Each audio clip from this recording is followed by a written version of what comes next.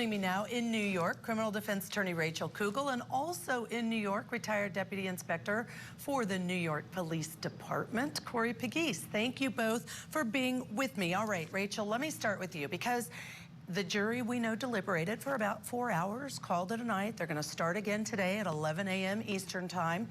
And there's a lot of evidence, 60 witnesses they listened to. How do you think it might be going in that deliberation room? What all do you think they might be considering? Yeah, so I think what's so interesting when a jury finally gets the case, and there's always this talk about, Friday watch, right? Because so many verdicts, I think it's like some studies have shown more than 50% of all verdicts that are on a Friday, come in on Friday because jurors, there's this theory that they don't want to deliberate over the weekend, etc. But I think what people often forget is just how seriously jurors actually take their duty. I think it's always amazing to me as a trial attorney, you watch at the beginning of a case as jurors kind of try to get off, right? Try to say things to not have to serve on the jury. And then by the end of the case, it's amazing how they take their duty seriously. So I have no doubt that they're taking this extremely seriously, both for the victims in this case and for the defendant. It's always what I've seen happen. I've never seen a jury, not take something super seriously. So I'm sure they're going through each thing, step by step, really thinking about it. Most of the time they take, some kind of vote initially just to kind of see where everyone is. So I'm guessing that that's probably what happened yesterday or will happen this morning. And then from there, kind of decide what needs to be hashed out. But don't sort of underestimate how seriously jurors really do take their role and their duty in the system. Oh, I completely agree with you, Rachel. And they're very deliberate. I believe, even if they all might think, oh, yeah, we think she did it, they go through all the evidence. So let's talk about that piece, Corey, and what you might expect them to do or think about when it comes to the evidence presented in this case and how to put it all together during their deliberations. Yeah, so good morning to both of you. Good morning. Just earlier this morning, I watched the entire prosecution closing. He really was very meticulous. One of the things, and we keep talking about this on Court TV with these cases, is you cannot run away from the electronic footprint. I think the electronic footprint is going to be devastating. The texts back and forth of manipulation with sex for Chad, Powell with Alex. I think that, finding the pitchfork in the shed with the skin matter on the pitchfork, like some of these things are just so glaring. They was going to be deliberating for about 6 hours. I'm still in the game for 6 hours, so we'll see. I think they'll have a verdict today, definitely, because all this evidence, it just really ties in. I think the defense, they put on a good closing, but they didn't have enough material to help her in this instance. And, the other thing is we haven't got any questions yet. Are we going to? We'll have to wait and see, because often as jurors go through the evidence and deliberate, they do want to ask a question or ask about something they may have forgotten. They have to rely on their collective memory when they deliberate. That's part of our process. So we're just going to see what the updates are as they come out of the deliberations.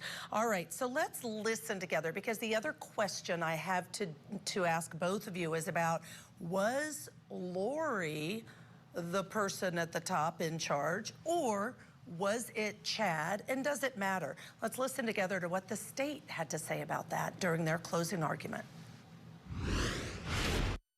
Lori manipulated Alex Cox through religion. She manipulated Chad through emotional and sexual control. They manipulated their friends through this use of religion. Lori Vallow is telling Alex Cox what to do. In these messages, you never see Alex tell her what to do. He's telling her what to do. She's telling him what to do. Lori uses sex to manipulate Chad. And Chad seeks confirmation from Lori repeatedly. All right, Corey, let me start with you. Do you believe, based on the evidence presented, everything you know about this case during this trial, that Lori is the master manipulator behind the deaths of JJ and Tylee? It definitely seems like she was the master manipulator, even that time when she texted Alex back and said, good boy. she was like this goddess. I don't know if the prosecution was funny. The prosecution said money, power, and sex. And it brought me to this rap song, The Lox, a hip hop group with Lil' Kim, that had this rap song called Money, Power, and Respect. And I was just thinking, did he grab that slogan from there? But she definitely seems like she was the goddess. And she manipulated this entire event, murder. And you have to have a theme. If you want to have a good case, you have to have a theme. And the prosecution came up with one, and I agree with you. It reminds me of that song. Now that you say that, I'm like, you're right. Really quickly, let me also ask you, though, Rachel, does it matter who the master manipulator was in order for her to be found guilty of murder? It doesn't matter, right? Because any participation or involvement is going to be enough. She doesn't have to be the one who literally had hands, on bodies that actually created the crimes. But I think that there is, in my mind, just to play devil's advocate here, I think there really is a question. And I think, what are they going to argue at Chad's trial? Are they going to argue he was the master manipulator? They are kind of boxing themselves in. What these two defendants sort of did right, though, is that neither one rolled on the other. And so there's this real question as to whose role was what, where. I think the way that this played out is going to be problematic for them somewhere. If not here, then at Chad's trial, Yeah, absolutely agree with you. All right, you're both going to stay with us. Still with me, both in New York, criminal defense attorney Rachel Kugel and retired member of the NYPD, Corey Pegues. All right, Corey, let's start with you as we're hearing the victim describe. And here's my question for you. Does it matter that she did have a consensual relationship? She did have sex with the defendant, and she admits that she received gifts from him. Does that matter at the end of the day for the actual charges that he is facing? Absolutely not. He committed a crime, and for the crime of burglary, he should be charged to the full extent of the law. It doesn't matter if, she had a consensual sexual relationship. It's quite obvious that she was reeling him in with the fish hook by getting a TV, even giving her a number. And just for the courties out there, that's doing this type of stuff on all these social media sites, do not give out your personal information because you don't know who's on the other end of that internet site. Corey, thank you for saying that because you are absolutely right. Never blaming the victim, but take precautions, protect yourself. Don't share that information. Rachel, here's where it gets creepy, not just burglary.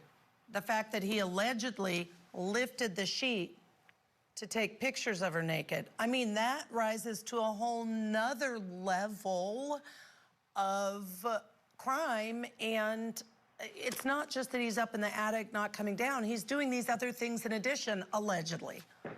Yeah, it's certainly not great evidence or likable evidence in any way. But I think the reason why there's this focus on their consensual relationship and all that is, remember, if we go to the letter of the law, if we look at what the statute says, at the time of the burglary, at the time of the entry, he needs to intend to commit a crime at that time in order for them to get a conviction on that.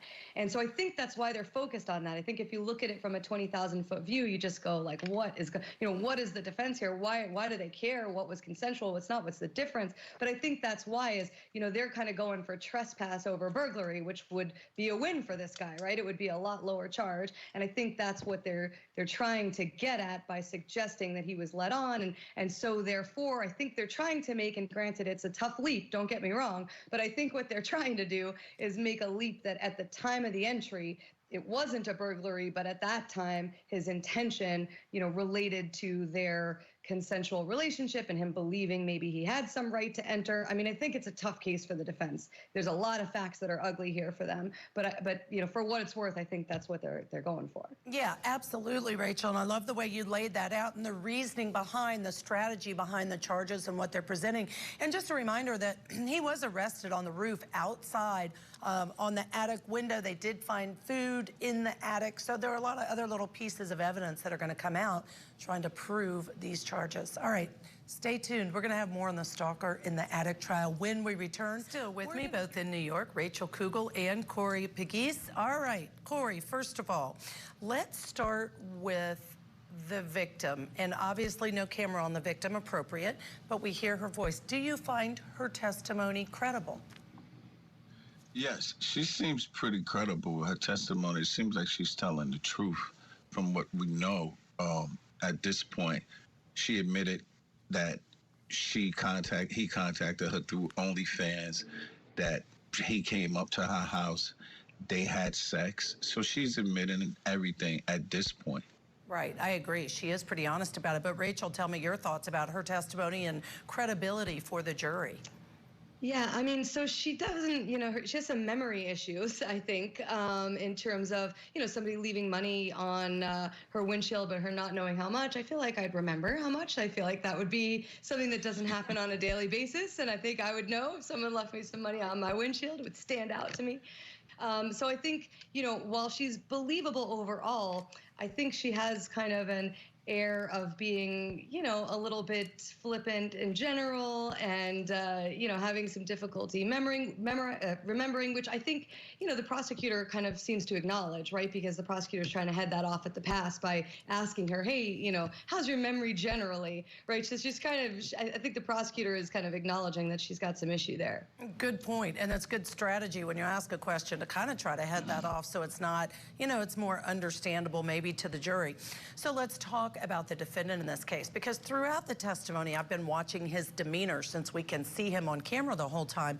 And, a lot of the time his head's tilted down a little, but it doesn't mean he couldn't be looking at her with his eyes. He's got his hand over his mouth. Every once in a while, he appears to be taking some notes. He's very young. We know that. He looks nice in terms of his presentation there. Does any of that, let me start with you, Rachel, make a difference to the jury? So I think it does, because remember, ultimately what we come down to is intent. And I think this is one of those cases where the prosecution really wants you to look at the totality of the circumstances, and the defense is really trying to pick it apart and hone in on kind of one moment in time.